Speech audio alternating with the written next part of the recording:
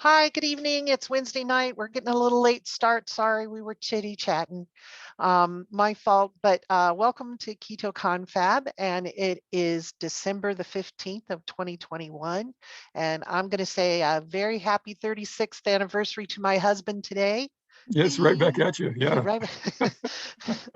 And for tonight, Dr. Hanson and I thought that we would talk about our experience sharing our keto journeys with other family members and people in our communities, and um, what you think works to help people understand how keto works and how good it is, or what kind of reservations people have about keto, um, and things like that. So um, I'll start us off.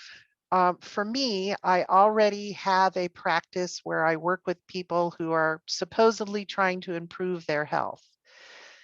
And so many of those people really could use keto, but so many people in this world would rather take a pill each day than change their behaviors or their diet.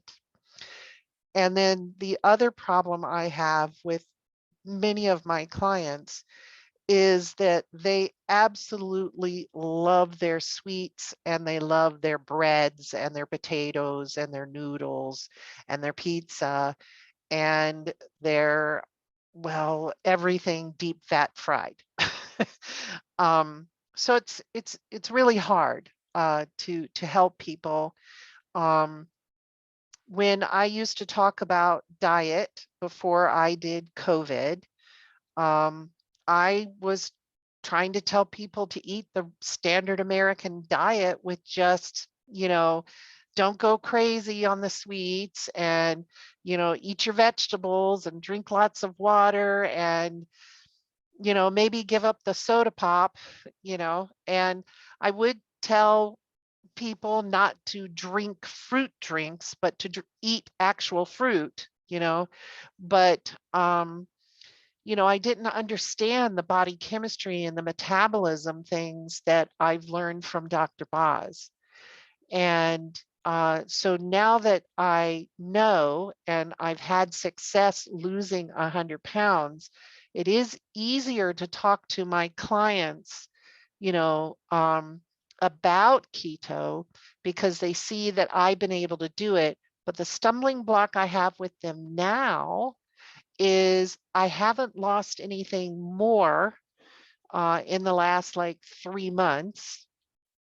And they're like, well, keto obviously doesn't work that well because you've got another 60 pounds you've got to lose, And so I'm working on that. But with me in the last 3 months, I had COVID and then getting over COVID, and now it's the holidays and everything. So the stall is more me than keto's fault, it's more my fault than keto's. So I personally would love to stand on the street corner with a sign and a megaphone and shout it to the world. I would like to plaster it all over Facebook. I would like to send out tweets. I would like to help everyone get on keto and get healthier and understand their own bodies better, because I understand my body so much better now than I did before. Um, but yet I'm still kind of nervous about it because I'm still fat. You know, if I was a little skinny mini now, I mean, I was a blubber butt before. Now I'm thinner, but I'm still fat. you know, um, if I was a little skinny mini, I think I would have more confidence about shouting it from the rooftops. My other concern is the medical society here in our itty bitty town, I think would think I'm cuckoo. And I think they would actively work against me. I see my husband is laughing and he has raised his hand. So we will now ask him to come into the conversation. Okay, yeah. First of all, the medical community in this town already thinks you're kooky. And number This is two, true. here's what they think. Um, the other thing is, what, okay, so see, the thing is now, um, you, yeah, that it's, people can say, well, you haven't lost all the weight you wanted to lose. Well, I mean, the thing is, 100 pounds is 100 pounds. I mean, who loses 100 pounds? Well, who loses 100 pounds, period, actually, number one. Who loses 100 pounds and keeps it off? And number two, it's not just about weight. This isn't just about weight. And the thing is, you had high blood pressure before, and you got your blood pressure way down, and it stayed down. And And my your liver enzymes, all my your liver liver enzymes were and your bad. A1C, right? And also your blood glucose as well. Hmm. You have much better control over your blood sugar. And so, weight is just, I mean, that's just one aspect. It's all the other stuff, really. Hmm. Yeah. And I mean, well, I mean, there are the other benefits that are, I suppose, kind of intangible. I suppose it's the feeling less stress, and it's more mental clarity, and it's very greatly reduced chances of getting cancer, greatly reduced chances of getting dementia. I mean, it's really a whole host of things, really. Hmm. you know Yeah. and the other thing is, I mean, it's the fact that we've actually walked away from the standard craziness that everybody, that's unfortunately the standard diet uh, that Americans have. And it's the standard diet of industrial countries. Actually, it's not just America. I mean, it's this stuff has been transported around the world, and unfortunately, McDonald's is in every country. Although they do adapt it, though, to different countries. But Yeah, you know, but we lived in Japan, and yeah, we saw that the Japanese people would go to McDonald's and drink those milkshakes and eat those fries, and the Japanese people, that we lived with and around, said that the young people were changing. They were no longer the slim Japanese children. There were yeah, a lot of obese Japanese children, and they told us they felt it was the Western influence with our fast food. And they're right. A Japanese diet, well, they do eat a lot of rice, but they also do a lot of walking. and yeah, and they eat a lot of fish and a lot of seaweed, and a lot of eggs, really. They're very big on eggs. Um, and things aren't typically breaded there. Yeah, I know the tempura stuff is breaded. But yeah. Anyway, so Scott, you want to talk about your evangelism, well, shall we yeah, call it? right. Talking to people about keto.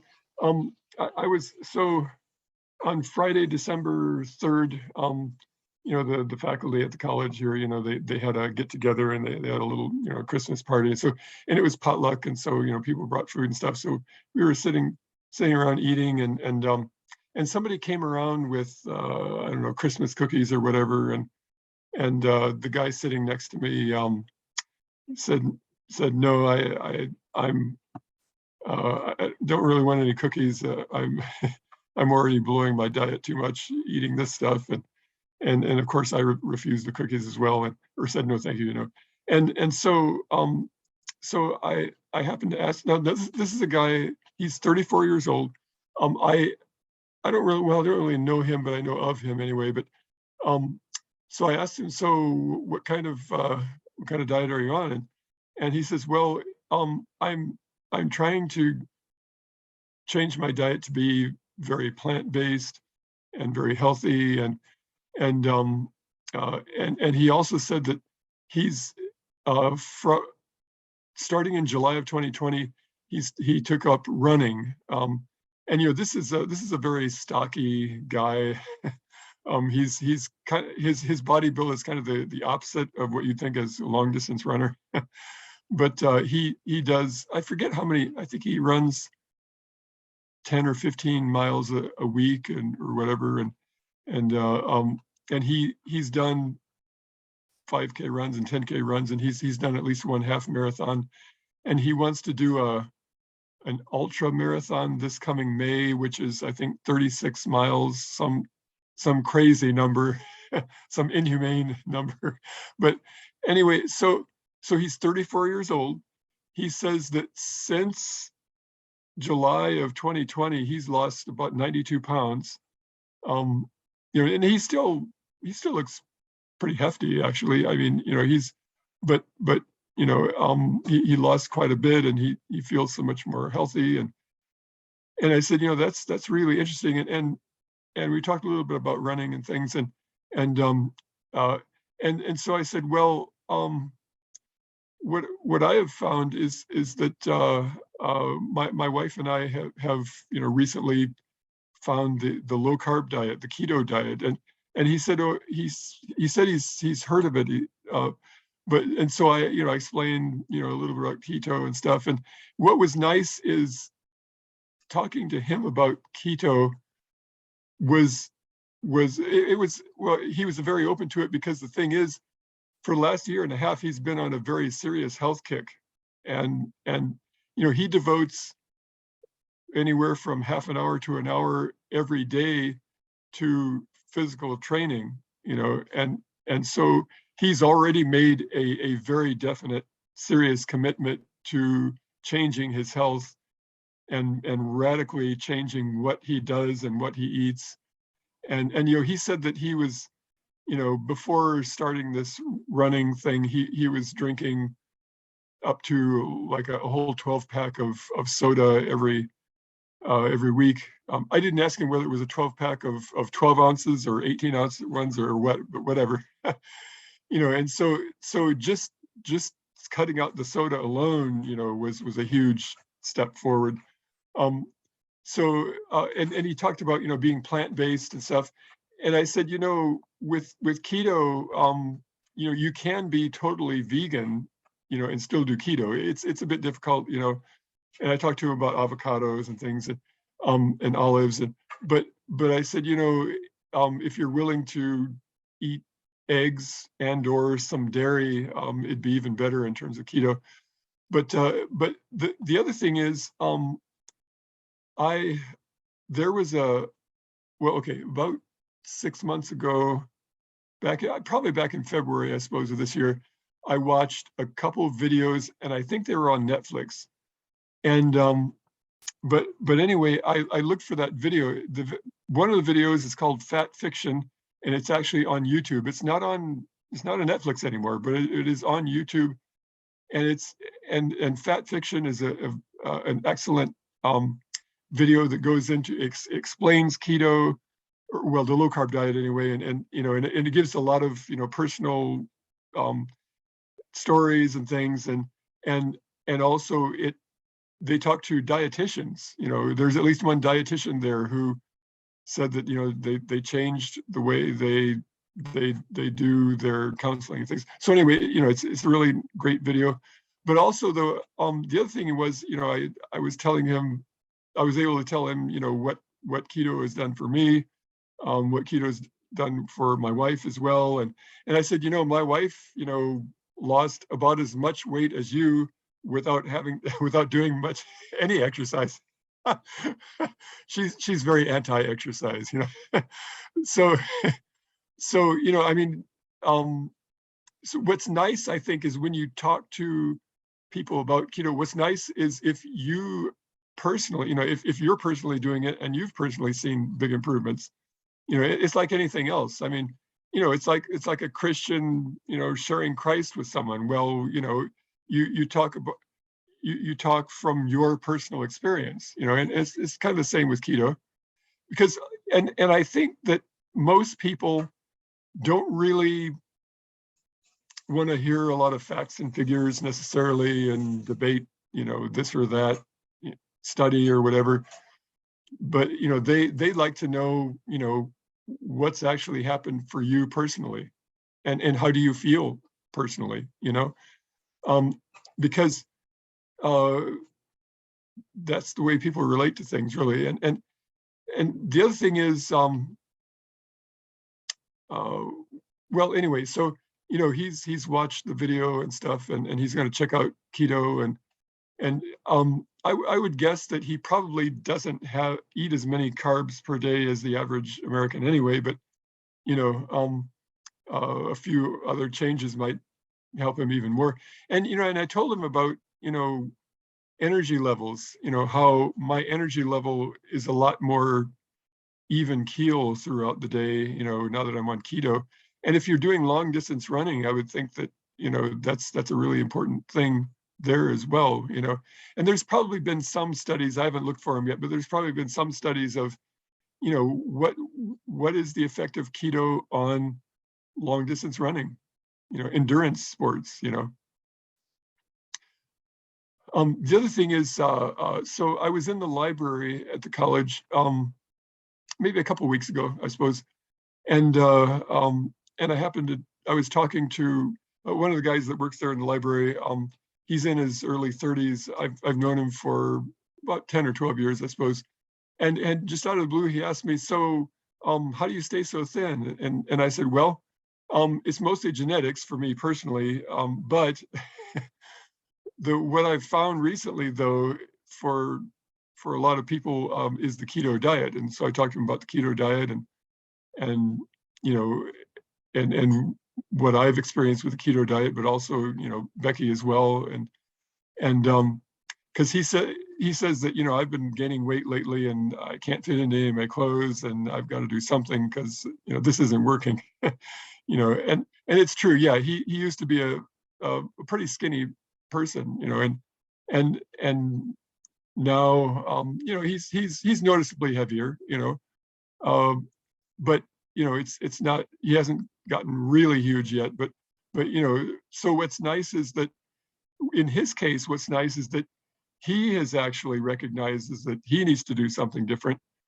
And so I was able to, again, number one, talk to him about, my experience with keto, my personal experience with keto, and my wife as well. And I did mention that, I've got a number of nephews and nieces who've done well with it as well. Although I didn't mention to him that most of them have actually gone off of it, but not because it wasn't working. It's just because they've gotten lazy or whatever, or who knows. They like their comfort food. I don't know, but so I mean, I think it's, and I did tell him about the fat fiction uh, the documentary as well. And the other thing is, Dr. Boz, of course, has all those keto videos, the really short vignettes, on YouTube that are really great, that they can look at as well, uh, and so that's what I've experienced, and there have been other people as well that I've talked to about it. I talked to my mom about it, but she really loves her donuts, and I don't know if I don't know if anybody's ever going to get her to give up donuts. Yeah. Um, but anyway, yeah, I mean, some people that I've talked to have said, no, I'm not going to change my diet, not going to do it. I'm going to stick with what I'm eating. And the other thing is, I think we have to recognize, when we talk to people and things, is that we have a big psychological attachment to food, and comfort food is called comfort food for a reason. You know,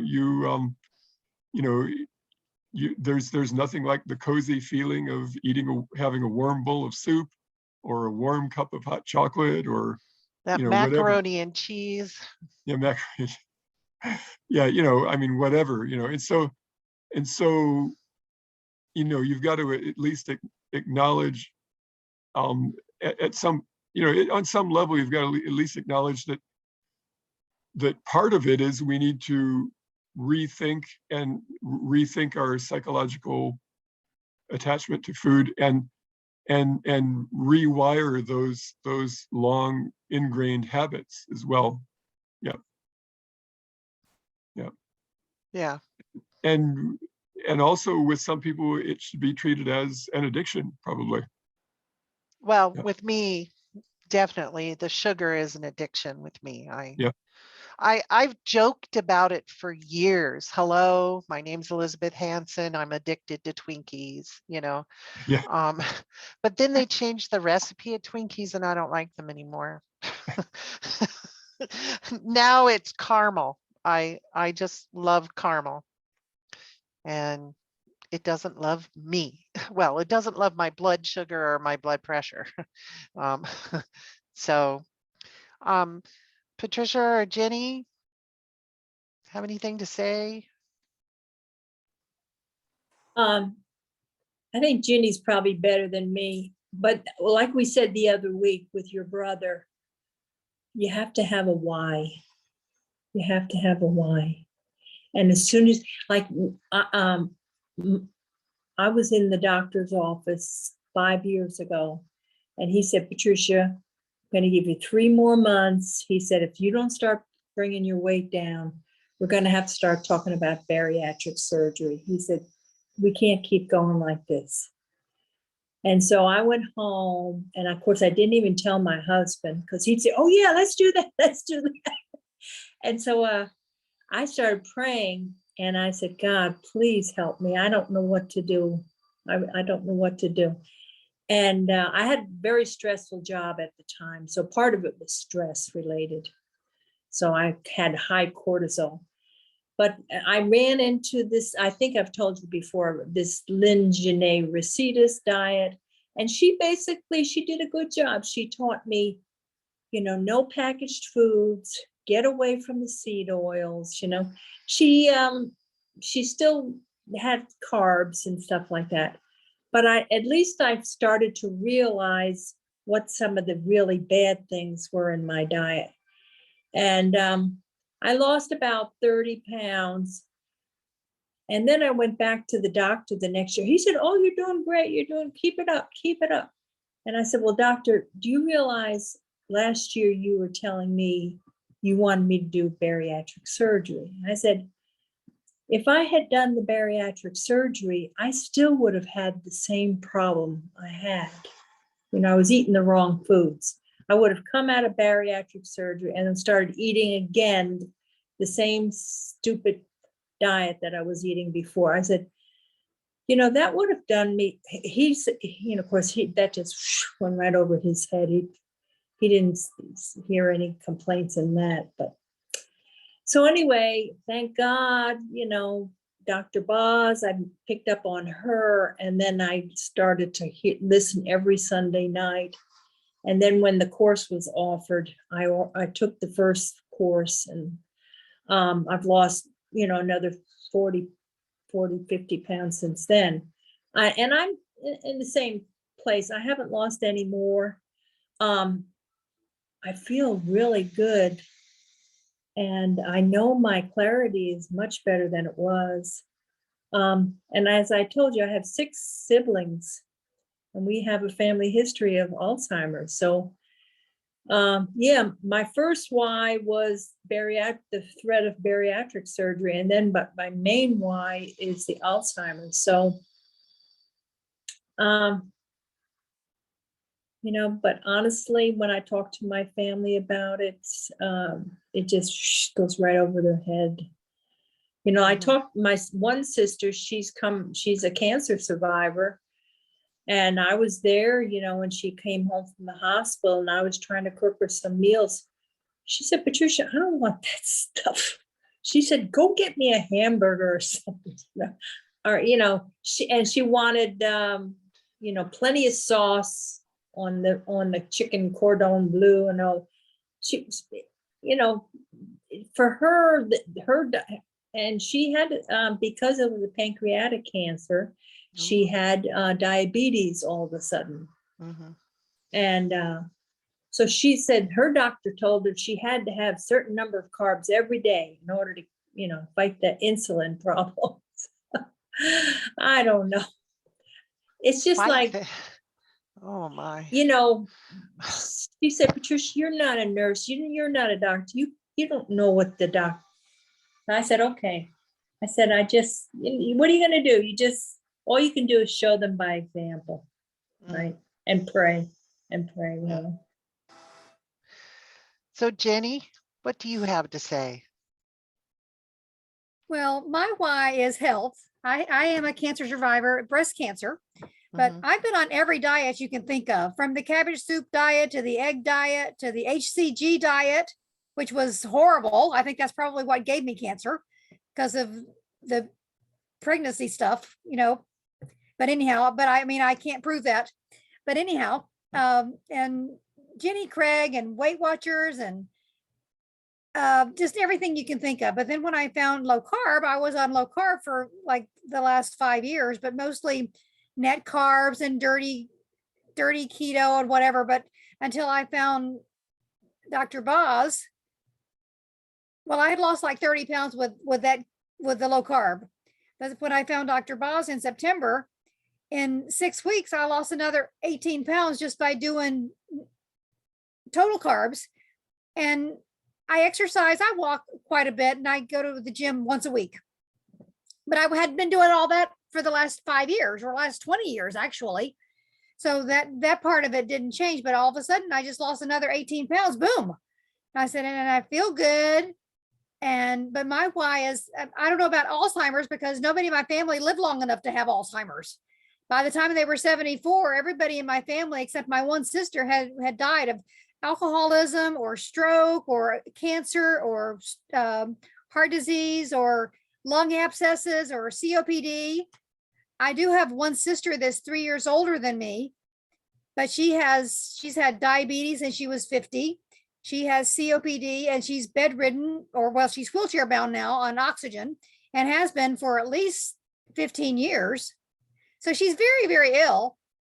And I'm healthy and vibrant and I can do whatever I want to, whenever I want to. I have a little bit of neuropathy left over from the chemo treatment. So, but for a year after the chemo, I had to walk with a cane because I was so wobbly. I walked like a drunk because I couldn't feel my hands and feet. And I would walk into walls. I was walking down the hall and boom. So I walk with canes. Actually, when I stand, I can't stand still because I tend to lose my balance. If I'm walking and walking with a purpose, I walk fine. If I'm like just strolling and moseying around shopping, I'm wobbly. So, but generally speaking, I consider myself very healthy. I've got good blood pressure. It's 120/58. My blood sugar, well, I was on a cruise and my blood sugar went up, but this morning it was 77. And this afternoon, I finally got my ketones up over 1 because I've been fasting since Sunday afternoon. So, but now I'm back on track. I got back on track as soon as I got back from the cruise. Before during that cruise, I didn't, but I had a ball and I enjoyed it. And I didn't feel guilty about it because I was with family. There were 6 of us and we would sit in the dining room, which is very fancy, obviously, on cruises. And you sit there for 2 hours, and I didn't eat the rolls, but I did eat dessert every day. But anyhow, I'm back on track and I'm going to stay there because I have a big why. I want to live in my 90s, but I want to be healthy. If I'm not healthy, just, pull the plug. And so that's my why. It's for brain health and just general autophagy. I want to stay in autophagy as much as I can. And but still enjoy time with my family and my friends and that kind of thing. And like I said, my family didn't live much past 74. My father died at 58 from alcoholism, and my mom died she didn't make it to 75, but she was very sick with heart disease and lung cancer and brain cancer. But they had different lifestyles too. Besides the diet that they were on, they all smoked and drank and just didn't exercise, didn't take care of themselves. So I'm trying. Like I said, I've known for a long time what I'm supposed to do, but now I really know what I'm supposed to do, and I'm doing it. Miss Tammy, were you going to say something to us? Well, I wasn't. I don't really have too much to say.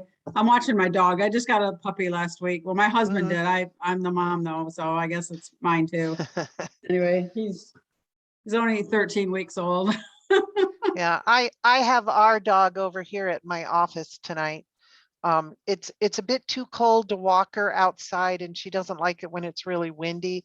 So to go walking, I came to the office to walk through the hallways when nobody's here, but me. Well, And I brought her to walk with me, and she stays nice here. well, you might have seen that there's a heat wave going through parts of the country, and we have a heat wave too. It's been last week it was 70, and then tornado warnings on the weekend, and then it's 70 again now, and it's in the Mhm. I don't know if we're going to have storms again. I think I did hear storms for the weekend, and Mhm.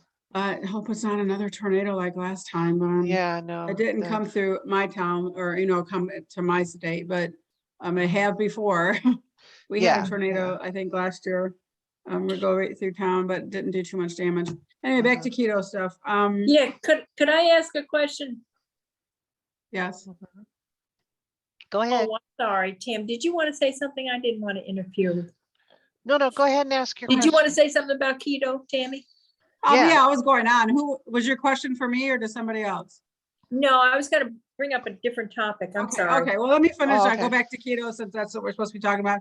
I really feel sad for all the medical problems that you guys have explained. I haven't had any medical problems, and I do take thyroid medicine. That was kind of by accident many years ago, and I just still take it. I did take Uloric or allopurinol for high uric acid. And I took it because my blood test was high, not because I had a gout attack or not because of any other symptoms besides my high uric acid on a blood test result maybe 15 years ago. So when it came back too high, he put me on it. So I've been taking it for 10 years or 15, however many long. And so when I went to the doctor last week, I asked if I could go off of it. I did go off of it, and I'm going to go back in 3 months and see what it is and see if I need to stay on it or did it go up or did it stay good or whatever, I have to watch this one video that Dr. Boz did about uric acid that she did with her group in Florida that she was posting it. And Yeah. she had 1 week that they talked about gout and uric acid, I believe. And Yeah. I haven't listened to it yet, although I do know exactly where that video is now. And see what she has to say. But I think she wants you to be below 5. And so we'll see what my numbers come back after 3 months of not taking any drugs. Okay. And see if it shot back up. Because of course, 10 or 15 years ago when I started taking it, I wasn't on keto, I wasn't on anything, and who knows why it went up so high. That's not something I think. That just tells me there was something the matter with my insides, for it to go up so high. So hopefully. So my why was really just for weight loss. Oh, wait a minute, the dog wants out. Okay. Patricia, is your question about keto or something else? It's about fasting. Oh, can I ask you guys one more question and then we'll get to fasting? Okay. One of the biggest things that people talk to me about that is against going on keto, what they're really worried about is their high cholesterol, and that the keto diet is very high cholesterol and they already have a borderline or a high cholesterol reading. So what I want to hear from you all, how you talk to someone about the cholesterol involved in keto. Well, I'm still on, so I'll say, luckily I was able to take that CAC, the calcium artery coronary or something test, and I came out with a 0. So when I talked to the doctor, he said, yeah, the CAC test is another way to know if you have a problem there with your cholesterol. So I'm not going to have any more discussions with him, I don't think, about. Unfortunately, my husband has 3 uncles that died of massive heart attacks. So, and he's been on, what do you call them? What do you think? What do you The call them? statin drugs? Been on statins. So the CAC test won't be effective for him anymore because it leaves a residue or something in your blood. Yeah. But anyway, and that's how I dealt with it. So now, was your cholesterol high and they wanted to put you on statins? Yeah, Okay. the doctor said your number's higher than it should be. And that's because, I am eating quite a bit of fat in my Yeah. diet. Yeah. So how high was it? Do you remember? Oh, I don't know. I think the total number was a low 300, and then the LDL was 270 or something like that. Okay. And how long had you been on keto before you did the CAC test and it was 0? Oh, 2 years. 2 years. Okay. So and your cholesterol was still 300-ish, but your arteries were clear. So it isn't that the cholesterol is collecting in your arteries. The arteries Right. are clear. Okay. All right. But I do Jenny, admit that there are people like my husband who have yeah. genuine fears about fat. Oh, yeah. Yeah. I'm not saying the fear isn't genuine. I mean, my cholesterol was 287 before I started keto. It's now down to 230. It was retested 5 months after I started keto, and Dr. Boz in all of her stuff says give it at least 6 months before you do a cholesterol test, because cholesterol will go up when you start keto, but then it should start to even out, was what I remember her teaching. And so I believed that, and I'm like, I'm going for it.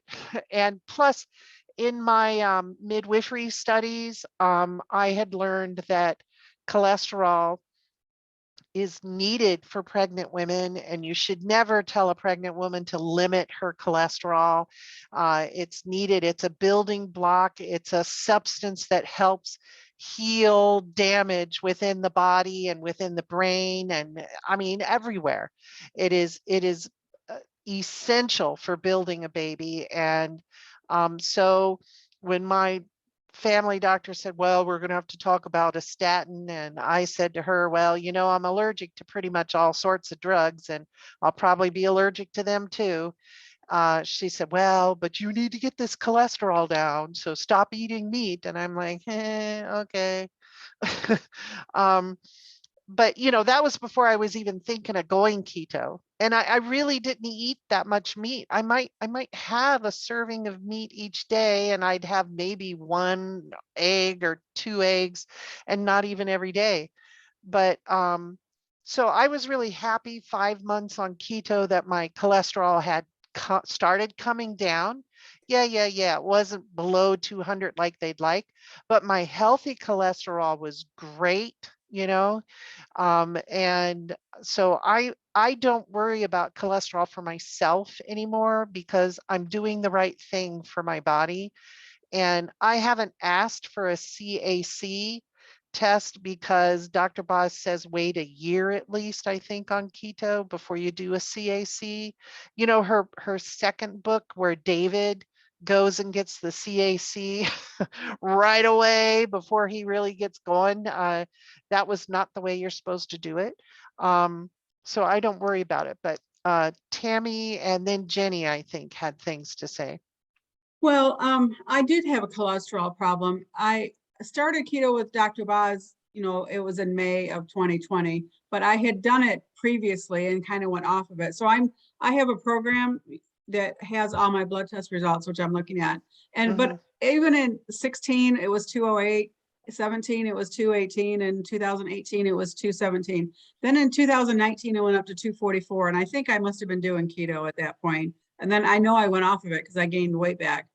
So in 2020, right after I started, I had a physical, right? But I had only been on keto a week or 2 or 3, I wasn't representative of being on keto, and it was down to 229. And they didn't say anything to me that year about a statin. But this year, after I'd been on keto for a year and a half, my total cholesterol was 281. Boy, they called me for a statin and I told them no. But because My HDL is 95 and my triglycerides are 65. Wow. Wonderful. Yeah, so why they want to put me on a statin because my LDL is 173, but it was 138 the last time I went in and saw this very same doctor, and my HDL was 76 and my triglycerids were 74. So she didn't say anything when it was 229 and my HDL was 138. Now it's 173, and her nurse is calling me wanting to put me on a statin, and I'm like, no, Mm-hmm. that Yeah. ain't gonna happen. So Yeah. I looked at, you can get your notes online at your Yeah. doctor's visits, and you can see Mhm. your notes. And I think it was on there like 3 times that I refused a statin. Well, that's okay. I mean, I They'll don't get care, over but it. why would my okay, so then I did talk about getting a CAC test, and I can get one anytime, but I just started a new job, so I didn't really want to take time off Mhm. to have it on a day off. Now I'm going to Mhm.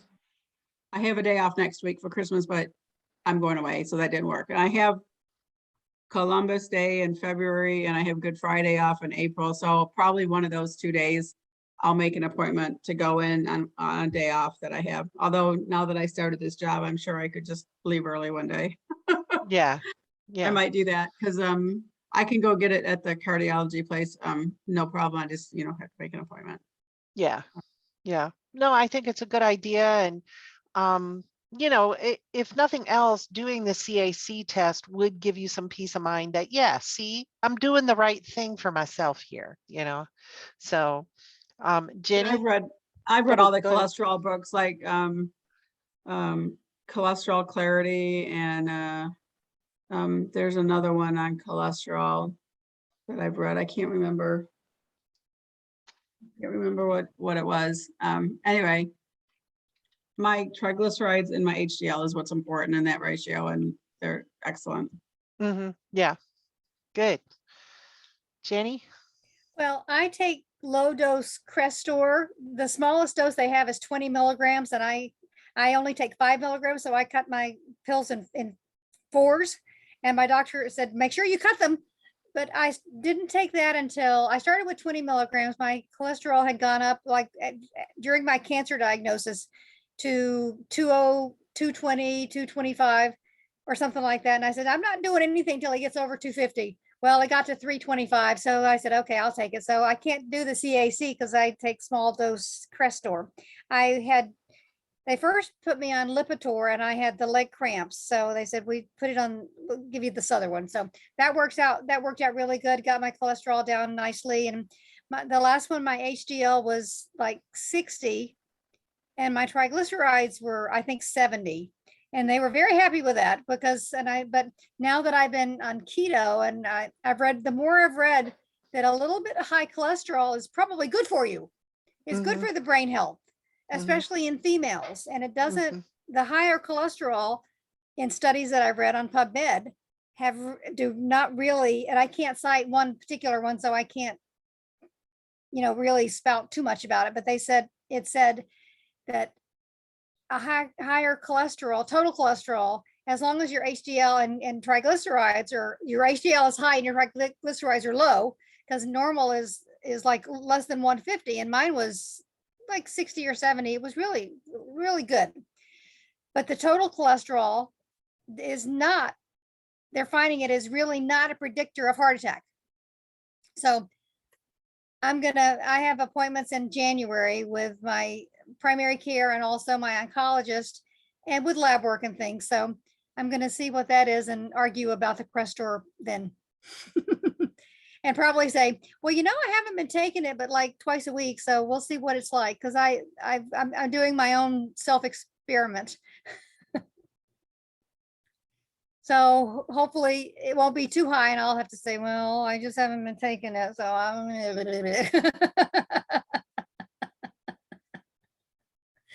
and make because my doctor, I talk to her all the time. I have a good rapport with her. And a lot of times she just rolls her eyes at me. That's what my doctor does. She rolls her eyes at me too. But she did accept my gift of Dr. Boz's books. I gave her them the last time I saw her. Well, that's a good Um, idea. I might have to try that. Yeah, because she said to me, no, really, really, what have you been doing to help with your health? And and how have you lost all this weight? And she says, well, let's see what your blood work says, and but I gave her Dr. Boz's book. I asked her several times. She kept saying, but what have you been doing? How have you done this? And I'm like, do you really want to know? Or are you just going to roll your eyes and shake your head? And she's like, no, listen, this is significant. This is very significant. And I want to know. Well, And good so for I gave her her the books. and good for Now, you. now, as to whether she's ever read them, I don't know. Well, maybe. you Now, know, my doctor really likes low carb because anybody that has a blood sugar problem or sort of going into diabetes, she tells them to low carb. But I don't know about the keto, the high fat part. I don't know if that's she's going to roll her eyes at that about Mhm. that. Mhm. So I'll have to see what my labs are. Yeah, let's see what your labs are. And I know I have to go back into the clinic in January and do more lab work, Mhm. and we'll see what mine are. So anyway, all right. Oh, Patricia had to leave. She gets up really early in the morning, like 4 o'clock in the morning, so she had to leave. And I'm sorry we didn't get to her fasting question. Maybe we should talk about fasting next week. Next week will be our last week until January. And so yeah, next week, I think the 22nd is our next time. And any other things?